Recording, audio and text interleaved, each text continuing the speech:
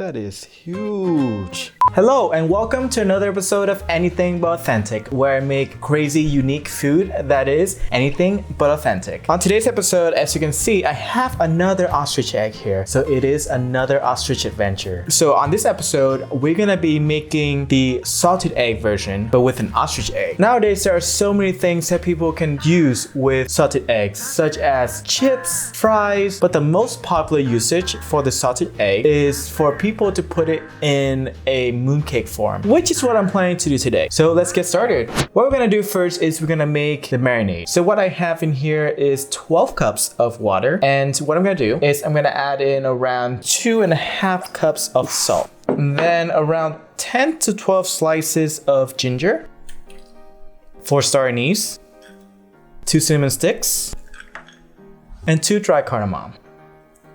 So I'm gonna turn it on and let it come to a boil.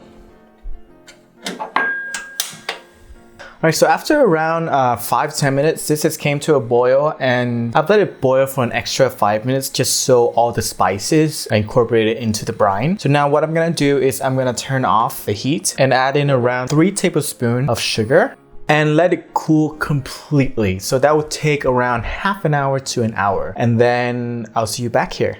So the marinade has been completely cooled now. So before I put the marinade and the egg together, what I'm gonna do is I'm gonna quote unquote clean the shell of this egg with 3 tablespoons of vodka, just for a little bit. Just a really quick rub just to kind of clean it a little bit. And then I'm gonna put this in this container that I'm gonna marinate for a while. And then, just pour the vodka in along with the marinade.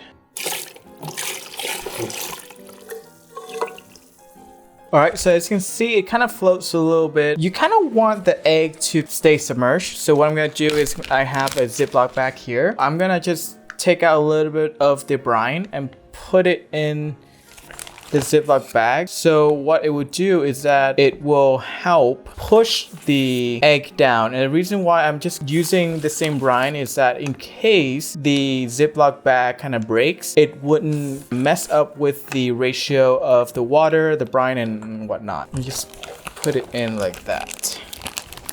As you can see now, the egg is completely submerged in the brine, which is what we want. So I'm gonna close this. You kind of want to place this in a dark cool place for around 5 to 6 months. Why 5 to 6 months? Well, for regular chicken egg, it takes around 6 to 8 weeks. So for this, I'm just gonna let it salt for around 5 months just to be safe. But other than that, I will see you back here in around 5 to 6 months. All right, it's been 6 months of salting this, and so I'm just gonna go straight into cracking this baby open.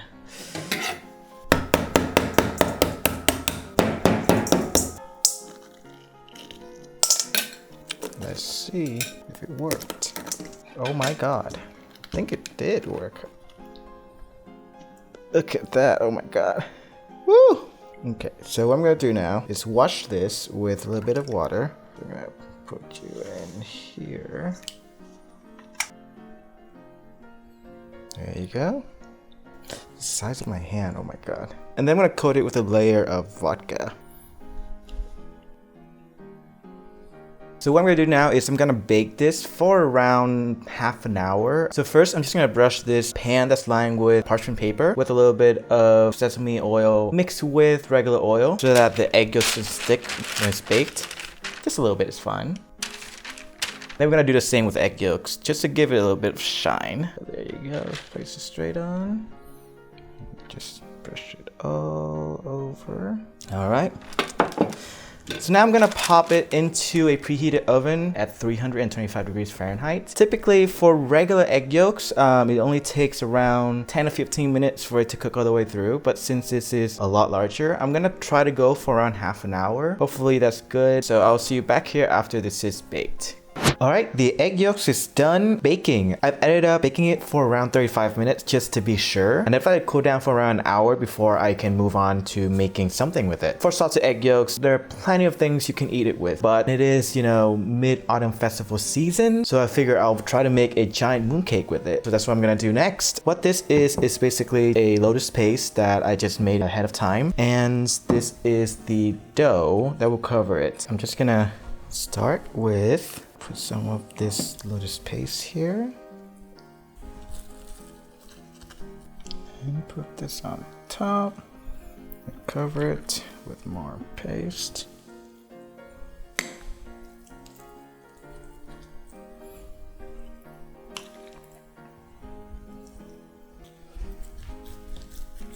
Alright, it's a pretty thin layer of lotus paste, but you know, since the mold I have is not too big, I don't want to make it any bigger. I'm just gonna use this to really push them together to make sure that it's tight. I'm gonna clean out this board and then we're gonna move on to the dough part. Alright, let's move on to the dough. So I'm just gonna flour the board with a bunch of flour to make sure nothing sticks. Yeah, we might need this in whole thing.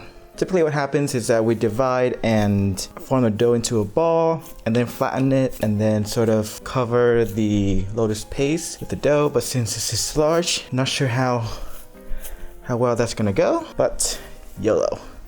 All right, so just flatten it out. Whew. Hopefully that's enough. All right, and then straight in. Oh my god. There you go. All right, and now it's time to shape them. Just giant thing in. There you go. Then put it straight onto this pan that's aligned with parchment paper because we're gonna bake it. Push it down a little bit more. Ooh. Please work, please work, please work. Ah ha ha. That looks good. I'm gonna fling some water onto it just so that the dough does not crack when it bakes. So fling, fling, fling, fling, fling. Then now what I'm gonna do is I'm gonna bake it at 325 degrees Fahrenheit for around 10 minutes. So I'll see you back here in around 10 minutes. All right, after 10 minutes, I took it out. I've lowered the oven down to 300 degrees Fahrenheit because that's where we're gonna be baking this giant mooncake at next. So now what I'm gonna do is I'm gonna brush this mooncake with an egg wash solution, which is just 1 egg yolk and 3 tablespoons of water. I'm just gonna brush it all over to give it that color and shine. I think that looks good. All right, that's good. So I'm gonna pop this back in the oven at 300 degrees Fahrenheit for about 20 minutes. And then after that, I'm gonna just cool it completely for a couple hours and then we'll see how it goes. All right, it's finished baking and I let it cool for around an hour or two. I'm pretty excited because I think this is the first time that anyone makes anything like this. And as you can see, I have an actual mooncake here to compare. The color is definitely different, and that is because the syrup that I used for the dough, I didn't let it brine enough, but I made the dough in a similar process that, you know, that people makes a regular mooncake, so it should be the same. Other than that, let's slice into this baby and see what it looks like.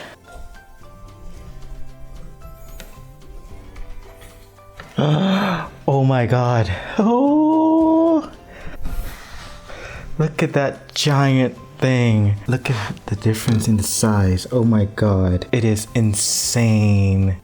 I'm just gonna take a small slice because obviously I'm not gonna eat this whole thing. It's a bit too much.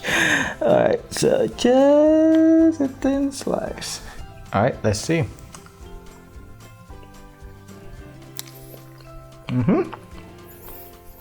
Definitely mooncake.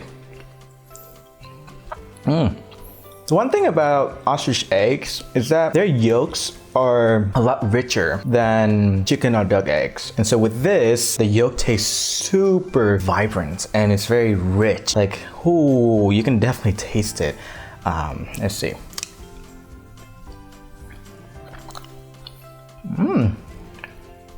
This took 6 months to make, but honestly, it's sort of worth it because it tastes really good. That was fun. That was good. Well, thank you for grubbing with me, Guber. Don't forget to hit that like and subscribe button to support my channel, and hope to see you here next time on Anything But Authentic.